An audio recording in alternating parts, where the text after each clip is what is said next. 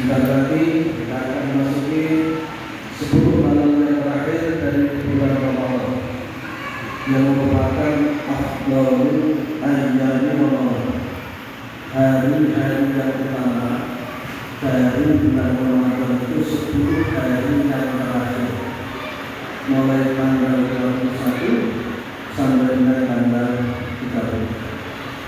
Kenapa 10 hari yang terakhir hari-hari yang utama?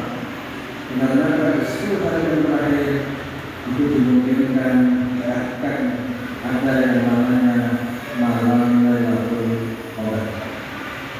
Inna anzalnahu fi Lailatul Qadar. Sesungguhnya aku turunkan Al-Quran di malam Lailatul Qadar. Wa ma adraka ma Lailatul Qadar. Apa itu Lailatul Qadar? Apakah kamu tahu apa itu Lailatul Qadar? Lailatul Qadar Lailatul Qadar adalah malam yang lebih baik daripada 1000 bulan.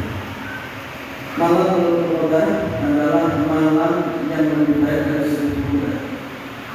Al-amal salih fiha khairun min amal salih siwa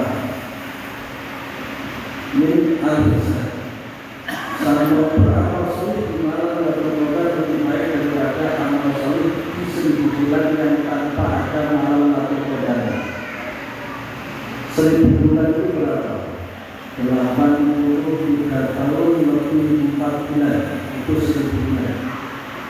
Kita beramal salih di malam tersebut, nilai atau pahala yang kita dapatkan lebih daripada amal salih yang dilakukan selama 1000 bulan yang tidak ada Lailatul Qadar. Sehingga kita harus berusaha bagaimana kita benar-benar berjumpa dengan Lailatul Qadar. Kata Nabi, iltamisuna fi asril awakhir min Ramadan. Carilah, raihlah, dapatkanlah Lailatul Qadar pada 10 hari yang terakhir dari bulan Ramadan. Kemudian pertanyaannya, apa Lailatul Qadar itu? Lailatul Qadar adalah malam di mana takdir hidup kita selama 1 tahun disampaikan oleh Allah kepada malaikat-malaikat yang dikasih untuk mengatur hidup kita. Mulai rezeki, hidup kita, mati kita, kapan, kemudian kita melakukan aktivitas apa di malam itu, semuanya diberikan ke malaikat oleh Allah Subhanahu wa Ta'ala. Dan di malam itu malaikat itu datang ke setiap rumahnya orang Islam dan mengucapkan Assalamualaikum ke setiap rumah yang ada di seluruh dunia ini. Dan tidak perlu berpikir bagaimana bisa selesai di satu malam. Tapi dari asal berbeda seperti sebelumnya, kuasanya Allah Subhanahu wa Ta'ala bisa mencapai seluruh dunia. Kuasanya Allah. Mengucapkan salam ke setiap rumah yang di sini ada orang Muslim, kecuali di rumahnya kita. Tanya negarawannya tidak didatangi oleh malaikat Jibril. Siapa? Satu adalah bertanggung jawab, tidak akan ada.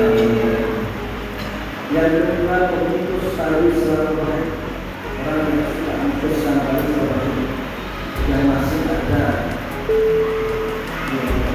permasalahan dengan keluarga, sabar dan sebagainya. Yang ketiga, pemakan dan pribadi, mereka juga akan datang ke rumah tersebut. Kalau sudah mengucapkan salam dari malaikat Jibril, mereka juga memberikan salam kepada kita untuk keselamatan dan keselamatan kita. Karena salam adalah doa keselamatan dan keselamatan adalah malaikat yang Allah banyak menyuruh kita mengaturkan kepada Allah dan selalu melakukan keselamatan. Pertanyaannya, di malam itu jatuhnya malam keberapa?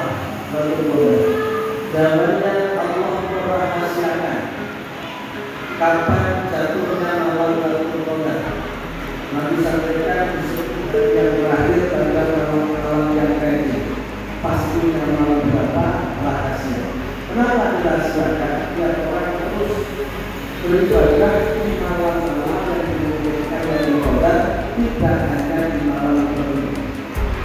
Para ulama memiliki pandangan yang berbeda. Al-Ghazali memiliki pandangan karena amalnya mengalir Ramadan hari Sabtu, maka hitungan dari Ramadan hari seperti tanggal hari ini akan jatuh malam kita Ramadan. Ada yang mengatakan jatuh pada malam 21 Ramadan seperti Maksudnya tidak berubah setiap tahunnya. Ada yang mengatakan malam di mana malam Jumat itu berupa malam banjir dari 10 malam yang terakhir bulan Ramadan. Dan kalau kita lihat malam yang banjir besok malam Jumat karena malam 21 saja di malam Jumat besok malam Ramadan. Ada yang mengatakan malam Ramadan jatuh pada malam 27 Ramadan dengan perhitungan kata Lailatul Qadar itu jumlah hurufnya ada 9. Lam ya lam ta hamzah kemudian lam qaf dal qa itu ada 9. Dan di dalam surat Al-Qadar itu disebutkan sebanyak 3 kali. Inna anzalnahu fi Lailatul Qadar 1. Wa ma adraka ma Lailatul Qadar 2. Lailatul Qadar khairun min alfi syahr. Berarti 9 kali 3 sama dengan 27. Jatuhnya Lailatul Qadar pada malam 27. Karena dimungkinkan pada 3 malam tersebut, pesan saya kalau mungkin hindari malam-malam itu, di mana kalau kita mungkin tidak maksimal dalam beribadah, bahkan saja kita tidak beribadah. Cari malam selain malam 3 tersebut. Jangan di malam 21, 22 atau 27. Kemudian amalan apa yang perlu kita lakukan di malam tersebut? Amal salih kita lakukan apapun bentuknya. Namun yang utama adalah perbanyak sholat, perbanyak sholat malam.